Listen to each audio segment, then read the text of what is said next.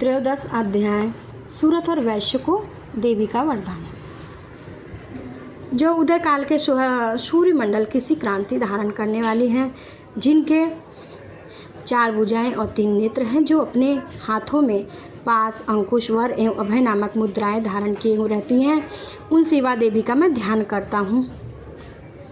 ऋषि कहते हैं, राजन, इस प्रकार मैंने तुमसे देवी के उत्तम महात्म्य का वर्णन किया है, जो इस जगत को धारण करती हैं, और उन देवी का ऐसा ही प्रभाव हो जो विद्या ज्ञान को उत्पन्न करती हैं। भगवान विष्णु की माया स्वरूपा उन भगवती के द्वारा तुम और ये वैश्य तथा अन्य विवेकी जन मोहित होते हुए भी आगे भी मोहित होते रहेंगे।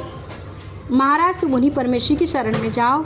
आराधना करने पर वे ही मनुष्य को भोग तथा मोक्ष प्रदान करती हैं।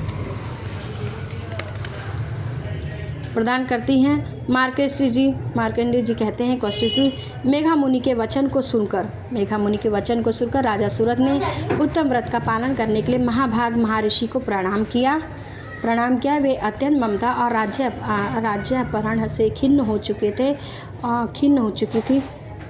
मां ने इसलिए विरक्त होकर वे राजा तथा वैश्य तत्काल ही तपस्या को चले गए और राजा के दर्शनों के लिए नदी के तट पर रहकर तपस्या करने लगे।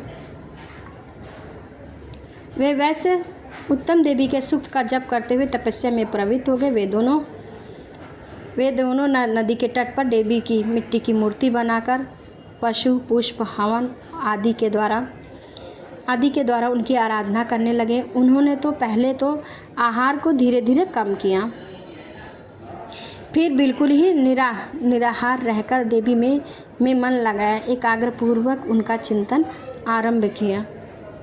वे दोनों भी अपने शरीर से रक्त से सबसे प्रेक्षित बलि देते हुए लगातार 3 वर्ष तक संयमपूर्वक आराधना करते रहे। इस पर प्रसन्न होकर जगत को धारण करने वाली चंडिका देवी ने प्रत्यक्ष दर्शन देकर कहा। देवी बोली, राजन तथा अपने कुल को आनंदित करने वाले वैश्य, तुम लोग मुझसे जिस वस्तु की अभिलाषा रखते हो वह मुझसे मांगो, मैं संतुष्ट हूँ, अतः मैं तुम्हें सब कुछ दूंगी। मार्कंडेय ऋषि कहते हैं, तब राजा ने दूसरे जन्म में नष्ट न होने वाला राज्य मांगा, और इस जन्म में भी शत्रुओं की सेनाओं को बलपूर्वक नष्ट करके अपना राज्य प्राप्त कर लेने का वरदान मांगा। वैश्य का चित्त संसार की ओर से खिन्न हो चुका था, विरक्त हो चुका था, और वे बड़े ही बुद्धिमान थे। अतः उस समय उन्होंने ममता और अहंता रूप आसक्ति का नाश करने वाला ज्ञान मांगा। देवी बोली, राजन, तुम थोड़े ही दिनों में अपने शत्रुओं को मारकर अपना राज्य प्राप्त कर लोगे, और वह अब वहाँ तुम्हारा राज्य स्थित होगा। फिर मृत्यु के पश्चात भगवान विश्वनाथ सूर्य के अंश से जन्म लेकर इस पृथ्वी पर सांडवी मनु के नाम से विख्यात हो गए। वैश्यवर, तुमने भी जिस वर को मुझसे प्राप्त करने की इच्छा की है उसे तुम्हें दे देती, तुम्हें मोक्ष को प्राप्त करने का वरदान मिलेगा। मार्कंडेय जी कहते हैं, इस प्रकार उन दोनों को मनवांछित वरदान देकर वहाँ उनके द्वारा भक्ति पूर्वक अपनी स्तुति को सुनकर देवी अंबिका तत्काल ही अंतर्ध्यान हो गई। इस तरह से देवी से वरदान पाकर क्षत्रियों में श्रेष्ठ सूर्य से जन्म लेकर सार्वणिक मनु होंगे। इस प्रकार श्री मार्कंडेय पुराण में सार्वणिक मनवंतर कथा के अंतर्गत देवी महात्म्य में सूरत और वैश्य को वरदान नामक 13वां पाठ पूरा हुआ। जय माता दी, हर हर महादेव। आप सभी को आज यहाँ पाठ पूर्ण होता है। इसके बाद मैं आपको क्षमा प्रार्थना दूंगी।